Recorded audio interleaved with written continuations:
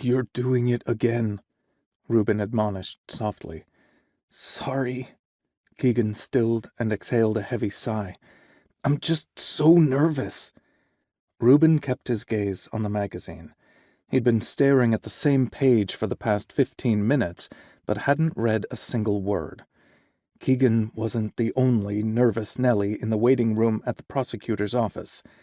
Rueben just didn't want to untangle his emotions until he was alone in his cabin. "I've never seen anyone's legs bounce like that." "It's been 9 months since the arrests," Keegan said. "Why call us in for a meeting now?" "Your knees started out like twin kangaroos hopping in tandem, but somehow got out of rhythm. Your right leg bounced higher and faster than the left. How is that even possible?" Keegan released a cute little growl of frustration. "Are you listening to a single word I've said?" Rueben lowered the magazine and turned to face his friend. The hazel eyes, snapping with irritation, were much preferred to the lifeless gaze Keegan wore 9 months ago. Full, rosy cheeks filled out his previously gaunt face, and cinnamon freckles dusted sun-kissed skin that had once been sickly pale.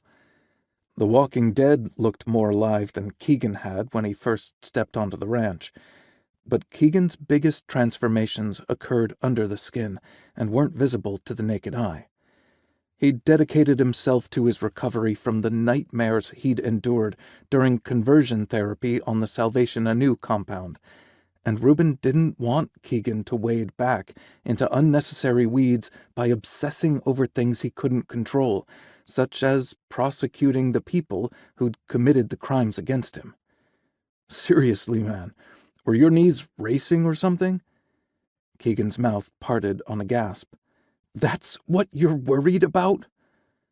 "Well, no," Rueben said. "I have bigger things on my mind."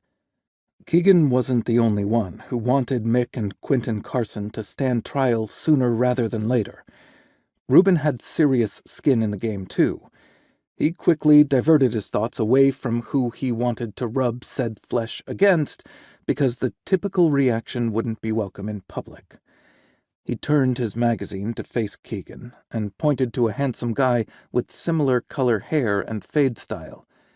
"Do you think I'd look good with those highlights? I'm kind of in a rut and I could use a refresh." Keegan stared at him for several moments, his lips parted in disbelief before he snapped his mouth shut and shook his head. "I know what you're doing." Rueben smiled and waggled his brows. "And is it working?" Keegan heaved an exasperated sigh. "Yes, I'll direct my questions to Prosecutor Lyndhurst instead of internalizing my worries and feeding my anxiety monster." Ruben's heart swelled with pride.